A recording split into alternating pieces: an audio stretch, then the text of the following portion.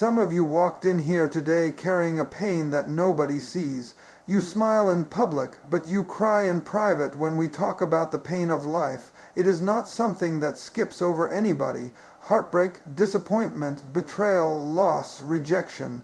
These are experiences that touch every single person at some point. Sometimes it feels as if the weight of it all will crush you, like the wound is too deep to ever close. You wonder why it happened, you question yourself, and you question God. You ask, why me, why now, why this, and yet, the truth remains that God never wastes pain. The same place where you were cut is the same place God can pour his healing oil, and the same place that hurt you the most is the same place where he can produce the greatest testimony of his power. When you are in the middle of it, all you see is the breaking.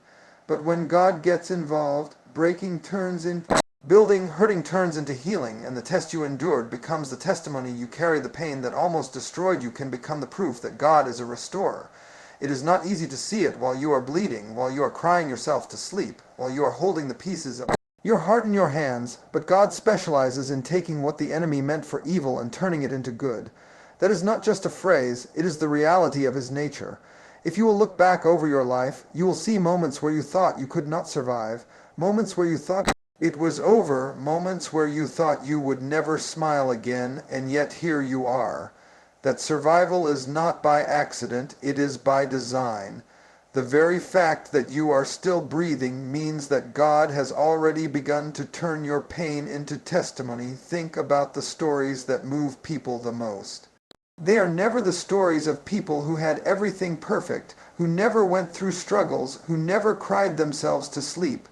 The stories that inspire and lift others are always the ones where someone walked through fire and came out refined, where someone was broken and found the strength to rise again, where someone lost it all and discovered that God was enough. Your deepest pain, as impossible as it may seem right now, can one day become the very story that sets somebody else free. The testimony you carry will not just be about what you endured, but about the God who carried you through what should have killed you. The brokenness becomes the evidence that God heals, the loss becomes the evidence that God restores, and the heartbreak becomes the evidence that love from God is stronger than any human rejection. When we hold onto pain, when we grip it tightly, though it defines us, it becomes a chain around our lives. But when we bring it to God and release it into his hands, he does not just take it away, he transforms it. He does not just remove the sting, he reshapes it into strength. The scar left behind becomes a testimony that healing happened. You may still see the mark, but the mark is no longer a sign of defeat. It is a sign of victory. That scar says, I was broken, but now I am whole. That scar says, I was hurt, but now I am healed. That scar says, I was rejected, but now I am accepted. And your testimony becomes a living example that what was meant to break, you did not succeed. There are moments in life where the breaking feels so personal, so targeted, that you almost believe you have been singled out for destruction. But I want you to understand that the greater the pain, the greater the testimony. Some of the most powerful voices in history are those who endured suffering that seemed unbearable, but instead of allowing the suffering to silence them, it amplified the power of their message. God will do the same with you. The tears you cried in secret, the prayers you whispered in the night, the wounds you thought no one could see, he will use all of it to build a platform for his glory through your life. Your pain is the seed, and the testimony is the harvest. When God turns your pain into a testimony, it doesn't just bless you, it blesses others. It becomes a lifeline for somebody who is drowning in the same waters you once swam through. It becomes a light for somebody lost in the darkness you once walked in. It becomes hope for somebody who feels hopeless in the way you once felt hopeless. That is why your testimony matters. It is not just about survival, it is about service. It is not just about healing, it is about helping. It is not just about what God did for you, it is about what God will do through you. You may not see the full picture now, but your testimony is being written in the middle of your pain. We often think that testimony only comes after everything is perfect, after everything is restored, after every wound is healed. But the truth is, testimony is being written even in the process.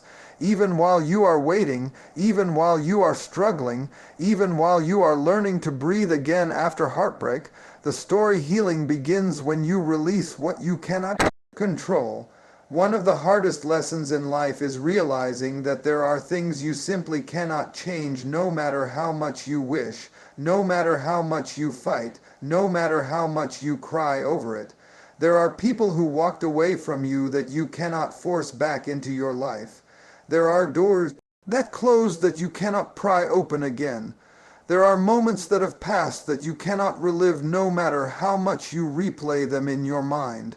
Holding on to what you cannot control is like carrying a heavy chain around your heart, and that chain keeps you bound in pain, regret, and frustration. But when you finally let go, when you release the weight into the hands of God, that is when healing begins to flow. We often think that control equals safety. If we can just manage everything, if we can just fix everyone, if we can just plan every detail, maybe we won't get hurt again. But control is an illusion, and the harder you grip life, the more it slips through your fingers. Some of the wounds in your heart linger because you are still trying to control what God never asked you to carry. You are still trying to hold onto people who were only meant to be in your life for a season. You are still trying to rewrite chapters that God has already closed. You are still trying to fight battles that He never designed you to fight. And until you let go of what you cannot control, you will never be able to fully step into the healing that God has already prepared for you. Releasing is not the same as giving up. Giving up is defeat, but releasing is surrender. It is the moment when you acknowledge that your strength has limits, but God's strength is limitless. It is when you understand that you cannot carry it, but He can. It is when you recognize that what is outside of your control is not outside of His control. Sometimes you keep replaying the hurt, hoping that if you think about it enough, you can somehow undo it. But the reality is, the more you replay it, the more power you give it over your emotions. Releasing means you stop giving your past power to dictate your present. It means you stop letting what you couldn't control back then continue to control you now.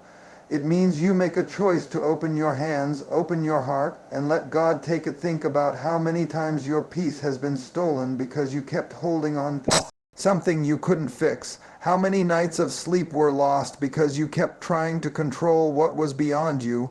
How much joy has been drained out of your life because you refused to release. Some of you are exhausted not because of what you are carrying today, but because of what you have been dragging from yesterday, the baggage of yesterday's pain, yesterday's rejection, yesterday's betrayal, yesterday's mistakes. It weighs you down and leaves no room for the healing of today. The longer you hold on, the more it festers, the more it poisons your spirit. But the moment you release, healing begins to seep into those broken places. There is freedom in release. Imagine carrying a heavy rock in your hands for years. It has made your arms ache. It has bent your posture. It has made you weary. And all along you thought the rock was yours to carry. But then God whispers, release it. And when you finally let it drop, you realize how light you feel, how free your arms are, how much easier it is to breathe. That is what happens when you stop trying to control and you start surrendering. Healing is not just about what God adds to your life. It is about what you allow Him to remove from your life. Releasing the burden makes room for peace. Releasing the bitterness makes room for joy. Releasing the pain makes room for love. You cannot heal if you refuse to release. We live in a world that glorifies holding on. Hold on to your pride. Hold on to your grudges. Hold on to your plans. Hold on to your independence. But God calls us to something different. He calls us to cast our cares on Him because He cares for us. He calls us to lay our burdens down at His feet. He calls us to trust Him with what we cannot manage. And healing only begins when you take what you cannot control and place it in the hands of the one who controls everything. Your heart was never designed to carry the weight of the world, but it was designed to rest in the presence of God. There are some people who will never apologize for how they hurt you. There are some situations that will never go the way you wanted them to. There are some questions that will never get the answers you thought you needed. And the longer you wait for those things to change before you decide to heal, the longer you will stay stuck in brokenness. Healing is not about waiting for them. It is about deciding for yourself. It is about choosing to release the need for closure, the need for control, the need for explanation, and allowing God to be enough. Releasing means trusting that even if they never say sorry, God can still give you peace. Even if the door never reopens, God can still open a better one. Even if you never understand why, God can still heal what you cannot explain. Releasing is not a one-time event. It is a daily choice. Some days you will feel tempted to pick the burden back up, to hold on again, to rehearse the pain in your mind. But each time you choose to release, you are strengthening your faith. Each time you surrender, you are loosening the grip of brokenness. Each time you let go, you are making room for God to work in ways you cannot imagine. And little by little, step by step, the healing begins to unfold. It may not happen overnight, but it will happen. Because when you release what you cannot control, you create the space for God's healing presence to fill your heart and transform your life. Your brokenness is not the end, it's the beginning of God's restoration. When life leaves you shattered, when relationships crumble, when dreams collapse, when your heart feels like it has been torn into pieces, it is natural to assume that you have reached the conclusion of your story. Brokenness has a way of convincing you that you are finished, that you will never rise again, that nothing good can come out of what has been lost.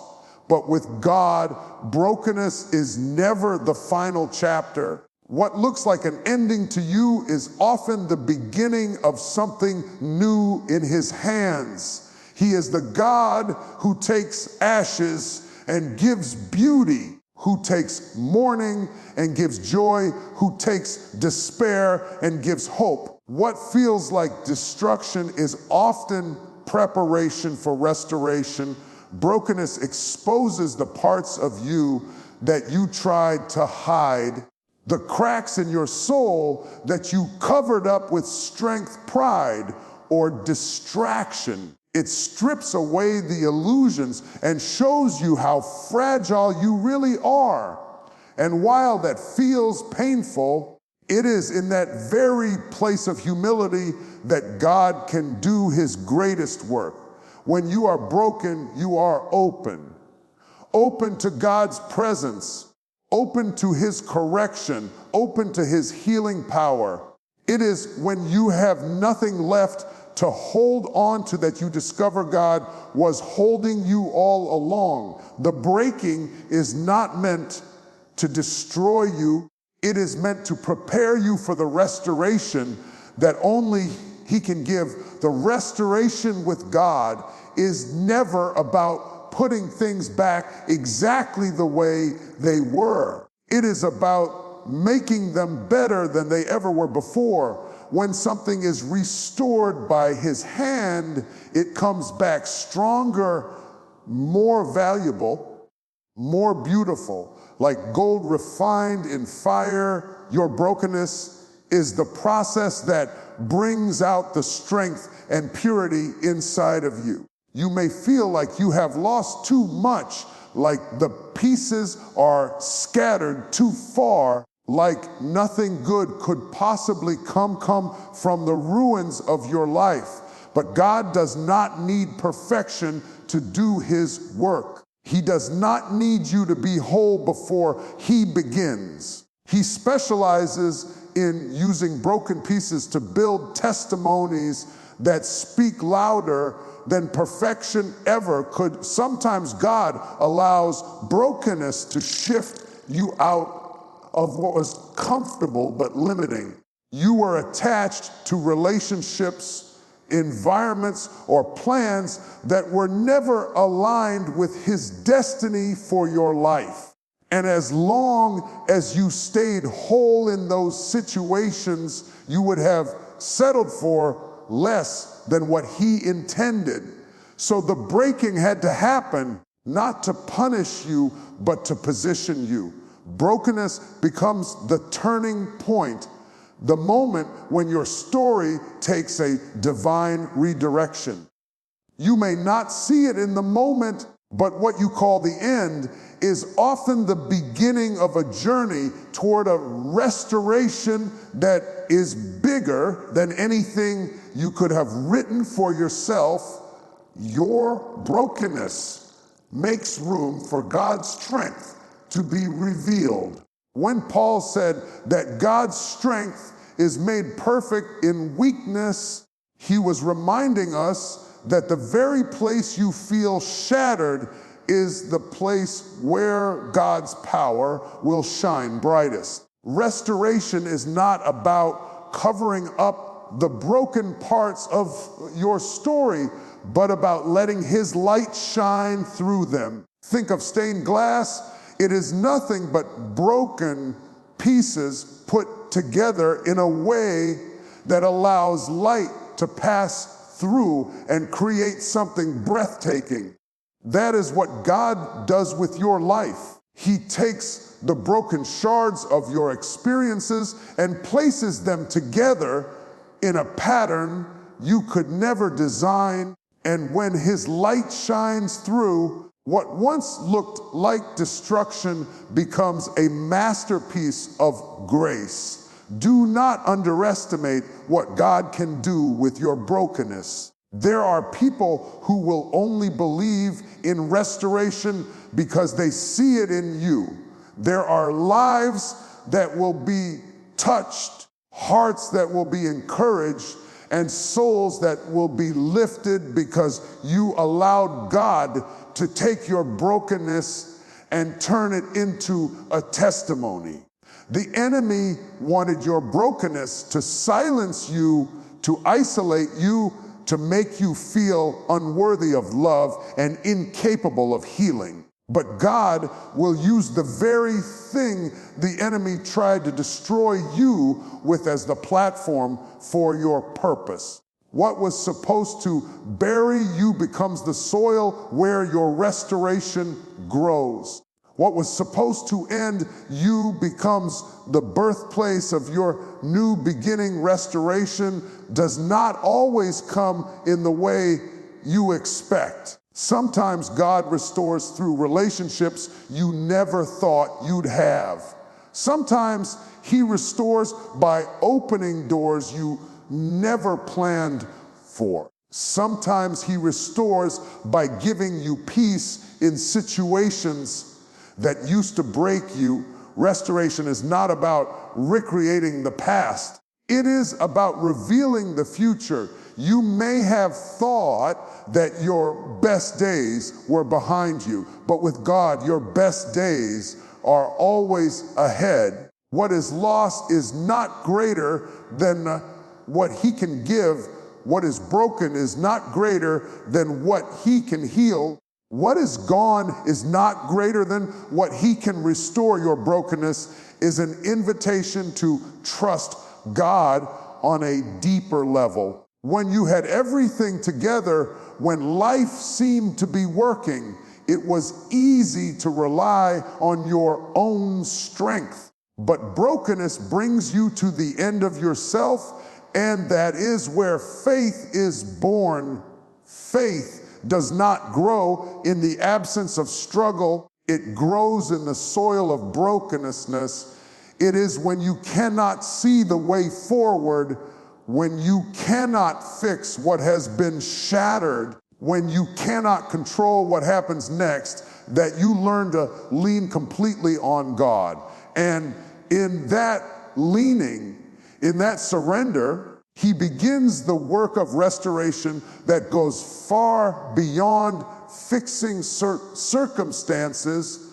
He restores your soul. The beauty of restoration is that it not only heals what was broken, but also adds something greater in its place. A heart that has been restored by God loves deeper, forgives easier, hopes stronger. A mind that has been restored by God thinks clearer, trusts greater, and lives freer. A life that has been restored by God becomes a vessel of light, a carrier of hope, a living testimony that brokenness is not the end. What you thought would destroy you becomes the very thing that develops you into the person you were always meant to be. God does not just patch up the brokenness, He makes you new. He does not just restore what you lost, He multiplies it. He does not just heal the wound, He leaves you with strength, wisdom, and faith that you could not have gained any other way.